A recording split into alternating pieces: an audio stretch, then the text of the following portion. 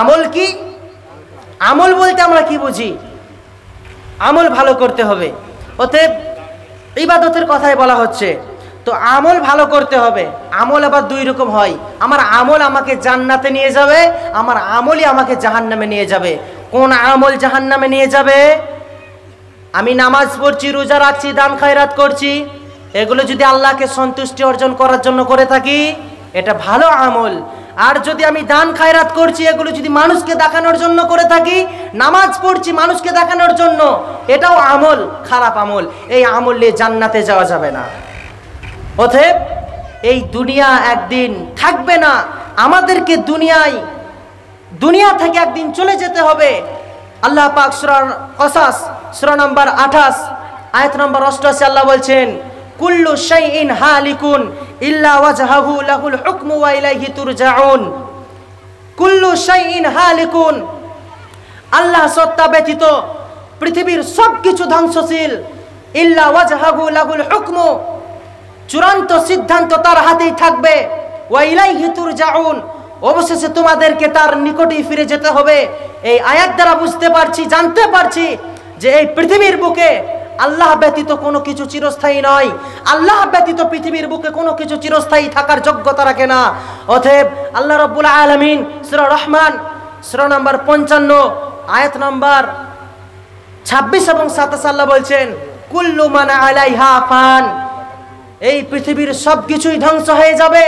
ওয়া ইয়াবকা ওয়াজহু রাব্বিকা যুল জালালি ওয়াল ইকরাম, একমাত্র আপনার মহিমান্বিত প্রতিপালক ছাড়া।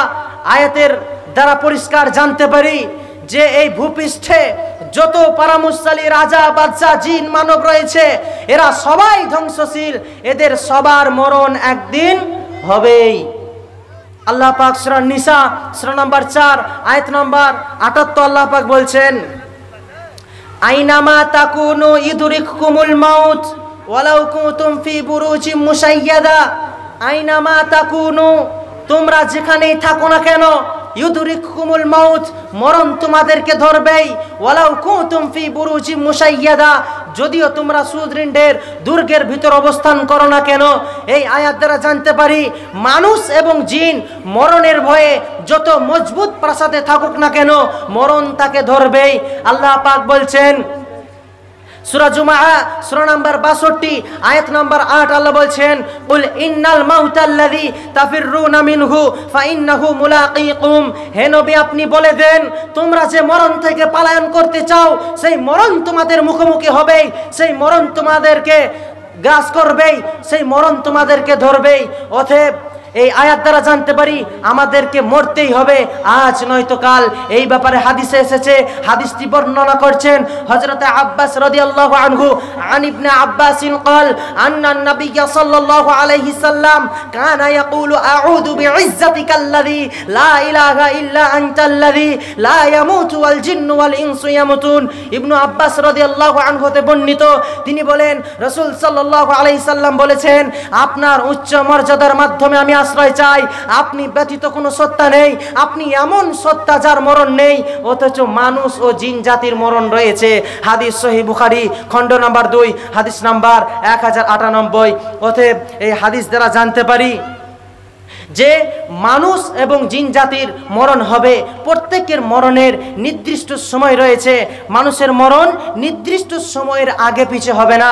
স্বাভাবিক মরণ অথবা নিহত হওয়া অথবা যানবাহন দুর্ঘটনায় মারা যাওয়া কিংবা কোনো প্রাণী খেয়ে ফেলা, এক কথায় যেভাবেই মরণ ঘটুক না কেন, যার যেখানে যেভাবে নির্ধারণ করা হয়েছে ঠিক সেই জায়গাতে গিয়ে তার মরণ সেই রকম ভাবেই ঘটবে।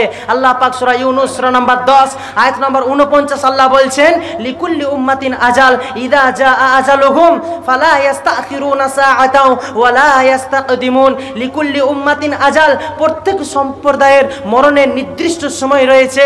ইযা জাআ আজালুহুম, অতঃপর যখন তাদের ওই নির্দিষ্ট সময় এসে যাবে, ফালা ইস্তাখিরুনা সাআতাও ওয়া লা ইস্তাকদিমুন, তখন তারা এক মুহূর্ত বিলম্বিত কিংবা ত্বরান্বিত করতে পারবে না, তখন তারা এক মুহূর্ত এগিয়ে যেতে পারবে না, পেছিয়েও যেতে পারবে করবে না।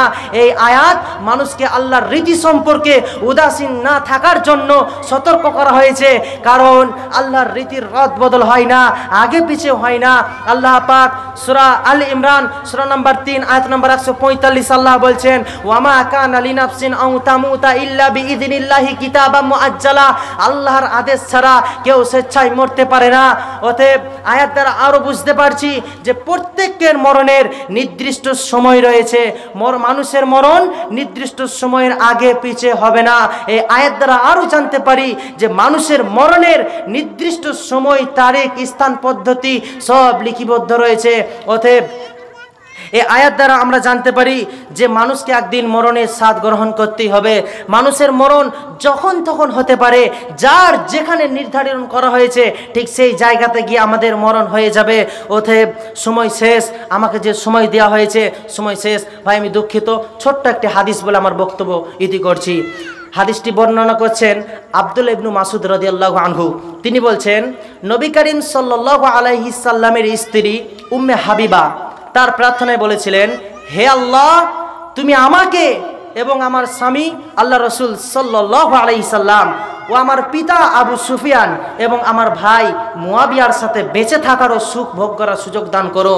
তখন আব্দুল্লাহ ইবনু মাসউদ রাদিয়াল্লাহু আনহু বললেন, নবী করিম সাল্লাল্লাহু আলাইহি সাল্লাম তখন বললেন, তুমি আল্লাহর নিকট নির্ধারিত রুজি, নির্ধারিত দিন, নির্ধারিত সময়ের বৃদ্ধি চাইলে, অথচ নির্ধারিত রুজি, নির্ধারিত দিন, নির্ধারিত সময়ের আগে কোনো কিছু ঘটবে না। আল্লাহ পাক কোনো কিছু ঘটাবেন না। তুমি যদি আল্লাহর নিকট কবরের আযাব হতে এবং জাহান্নামের আযাব হতে পরিত্রাণ চাইতে, তাহলে তোমার জন্য ভালো হতো। অতএব হাদিস দ্বারা আমরা বুঝতে পারছি যে মানুষের মরণের নির্দিষ্ট সময় রয়েছে, যার যেখানে যেভাবে নির্ধারণ করা হয়েছে।